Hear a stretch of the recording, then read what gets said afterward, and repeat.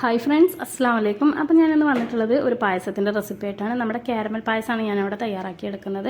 അപ്പോൾ നമുക്കിത് എങ്ങനെ തയ്യാറാക്കാൻ നോക്കാം. അപ്പോൾ വീഡിയോ എല്ലാവരും ഫുള്ളായിട്ടൊന്ന് കണ്ടു നോക്കുക. അപ്പോൾ നമുക്ക് ആദ്യം തന്നെ ഒരു കാരമൽ ഒന്ന് തയ്യാറാക്കി എടുക്കാം. അപ്പോൾ അതിനായിട്ടൊരു പാൻ വെച്ചിട്ട് ഞാനൊരു 2 ടീസ്പൂൺ പഞ്ചസാര ചേർത്ത് കൊടുക്കുന്നുണ്ട്.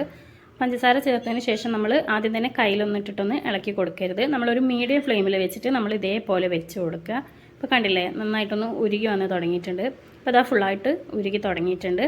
ഇത് നന്നായിട്ട് ഉരുകിയതിന് ശേഷം മാത്രം നമ്മൾ സ്പൂണോ കയ്യിൽ എന്തെങ്കിലും ഇട്ടിട്ടൊന്ന് ഇളക്കി കൊടുക്കാൻ പാടുള്ളൂ. ഇപ്പോൾ ഫുള്ളായിട്ടൊന്ന് ഉരുകി വന്നിട്ടുണ്ട്. ഈ ഒരു സമയത്ത് ഞാനിവിടെ ഒന്ന് ഇളക്കി കൊടുത്തിട്ടുണ്ട്.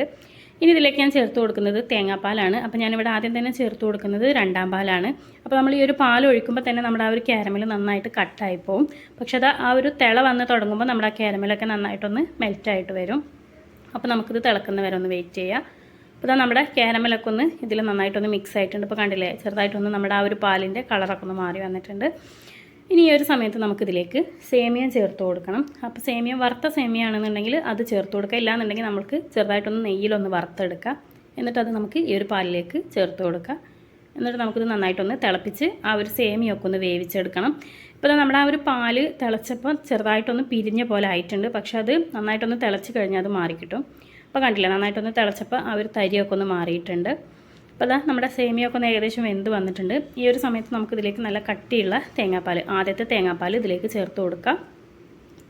ഈ തേങ്ങാപ്പാൽ ചേർത്ത് കൊടുത്തു കഴിഞ്ഞാൽ അധികം തന്നെ തിളക്കേണ്ട ആവശ്യമില്ല. ചെറുതായിട്ടൊന്ന് ബബിൾസ് പൊന്തിക്കഴിഞ്ഞാൽ നമുക്ക് തീ ഓഫ് ചെയ്ത് കൊടുക്കാം. ഇനി നമുക്കിതൊന്ന് ബബിൾസ് വരുന്ന വരെ നമുക്കൊന്ന് വെയിറ്റ് ചെയ്ത് കൊടുക്കാം. അപ്പോൾ ഇതാ നമ്മുടെ ആ ഒരു പായസത്തിൽ ഇവിടെ ബബിൾസൊക്കെ വന്ന് തുടങ്ങിയിട്ടുണ്ട്. അപ്പോൾ ഈ ഒരു സമയത്ത് നമുക്ക് ഗ്യാസ് ഓഫ് ചെയ്ത് കൊടുക്കുക. എന്നിട്ട് പെട്ടെന്ന് തന്നെ ഇതുപോലെ ഒന്ന് ഇളക്കി കൊടുക്കുക. ഇല്ലാന്നുണ്ടെങ്കിൽ ആ ഒരു പായസം നല്ല രീതിക്ക് കട്ട കുത്തിപ്പോവും. അപ്പോൾ ഇതാ നമ്മുടെ സേമിയൊക്കെ നല്ല രീതിക്ക് തന്നെ വെന്ത് വന്നിട്ടുണ്ട്. ഇനി നമുക്കിതിലേക്ക് ഏലക്ക ചേർത്ത് കൊടുക്കുക. അപ്പോൾ ഞാനിവിടെ ഒരു 5 ഏലക്ക എടുത്തിട്ട് ചതച്ചിട്ട് അതൊന്ന് ചേർത്ത് കൊടുക്കുന്നുണ്ട്. ഇനി പെട്ടെന്ന് തന്നെ നമുക്കിതൊന്ന് അടച്ച് വെച്ച് കൊടുക്കാം.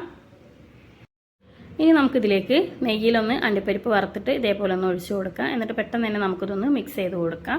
അപ്പോൾ നമ്മുടെ ടേസ്റ്റി ആയിട്ടുള്ള കാരമൽ പായസം ഇവിടെ റെഡി ആയിട്ടുണ്ട്. അപ്പോൾ ചെയ്ത് നോക്കാത്തവരാണെന്നുണ്ടെങ്കിൽ തീർച്ചയായിട്ടും ചെയ്ത് നോക്കുക. നല്ല ടേസ്റ്റിയാണ്. അപ്പോൾ എൻ്റെ വീഡിയോ ഇഷ്ടപ്പെട്ടാൽ ലൈക്ക് ചെയ്യാനും ഷെയർ ചെയ്യാനും മറക്കരുത്.